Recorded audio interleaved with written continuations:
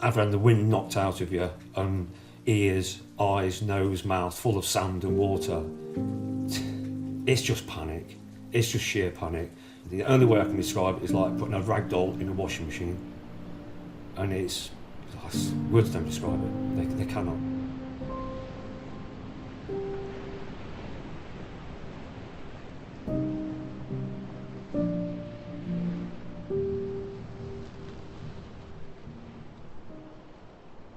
Once you're a fisherman, you'll understand, once you're by the water, nothing else matters. Your mind is clear. Your day-to-day problems are not at the back of the head. They're gone totally. It's just you and the water and the surroundings. It's great. It's good for the soul.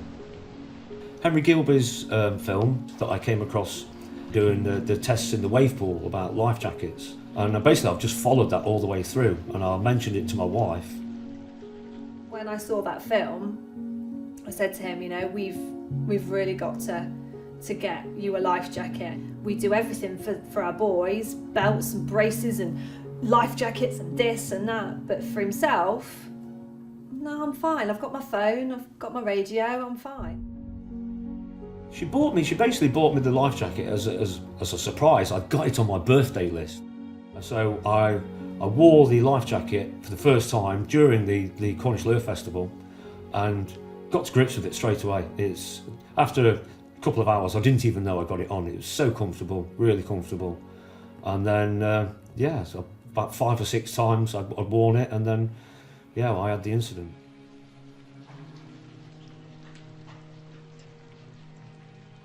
So I got my kit on and walked down to the beach, and I spent 10-15 minutes up the top, just basically watching the sea, keeping my eye on the sea.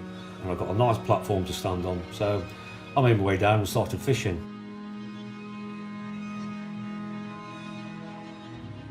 You see, the sea was about 70-80 yards away receding.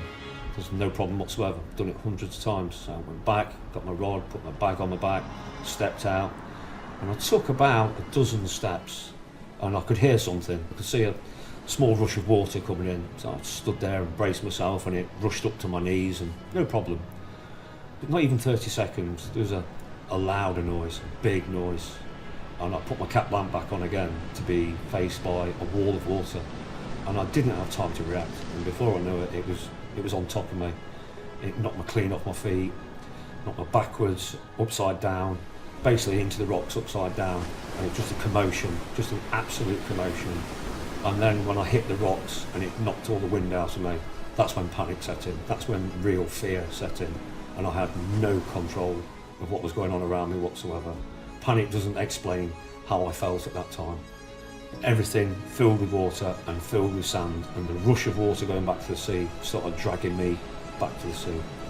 And that's when I knew I was in real trouble. We've been together since I was 17. And he's always been there. Always. He's always been my rock. To lose that person, that friend, that soulmate, that person who's always got your back no matter what. So the emotional side of it for me doesn't even bear thinking about. And I can remember crying to myself, no, not like this, please not like this. And it must have dragged me for 30, 40 yards. I can remember trying to dig my heels into the sand, going backwards. The sea wanted me. It was not going to let me go. And as soon as I went underwater, my life jacket went off.